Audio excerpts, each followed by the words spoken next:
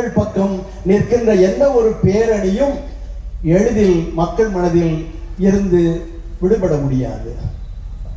எங்களுடைய சமயத்திலே ஐரேனியூஸ் என்ற ஒருவர் சொல்லியிருக்கிறார், சமயம் பரவ வேண்டுமா, கிறிஸ்தவர்களை கொள்ளுங்கள், சமயம் வெகு எளிதாக பரவிவிடும்.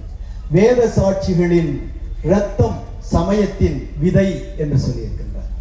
மோடி அவர்களுக்கும் திரு அமித்ஷா அவர்களுக்கும் அவர்களுடைய அலுவலகங்களிலே வேலை செய்கின்ற அனைத்து விதமான வெறுப்பு பிரச்சாரத்தை தூண்டுவிக்கும் RSS பயிற்சி பெற்ற அத்துணை பேருக்கும் இந்த மொழியைத்தான் நான் சொல்லி முடிக்கின்றேன்.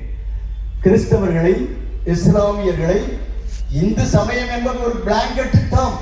அவர் சொன்னது போல மனோன்மணி சுந்தராருடைய வரலாற்றிலே என்ன நடந்தது, நாங்கள் இந்து இல்லை என்று யாரிடம் சொன்னார்? விவேகானந்தரிடமே சொன்னார்.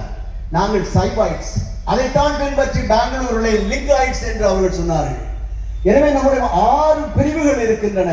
இவர்கள் அதை பயன்படுத்தி மக்களை நசுக்குகிறார்கள்.